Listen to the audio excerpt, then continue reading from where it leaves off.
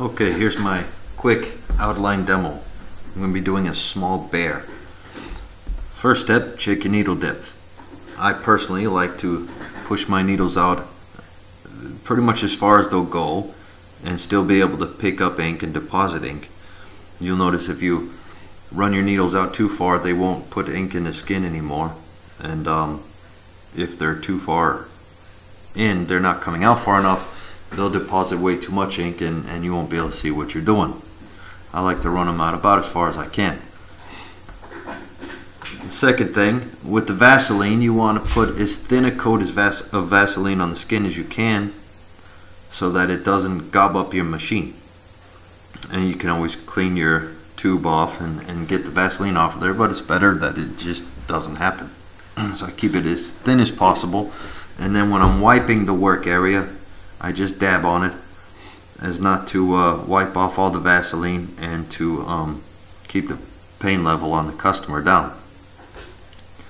And you see, when I start my line, I basically start my hand movement as I'm pushing in the needles into the skin. What this does is keeps your the ends of your lines clean. It keeps them pointy. If you push the needles into the skin and then start your movement, the needles are going in and out of the skin so fast that it deposits way too much ink and you end up with blowouts or little dots at the end of your lines. Next major point is to make sure your movements are comfortable. Position your hands so that you can make the largest portion of the line comfortably as possible. If the movement becomes uncomfortable, then stop, pull your needles out of the skin, and reposition yourself. If you're unsure about what you're doing, or the line becomes, the movement becomes uncomfortable, then you tend to make shady lines. So at this point, all my lines are basically there, and I'm going to start going over them to make them look clean. The trick is to try to ride your needles down exactly down the middle of the line. Do that first. Make sure your line comes out clean, and then if you want to make your lines wider, then you try to ride your needle exactly along the edge of the line to make it slightly wider rather than space them out.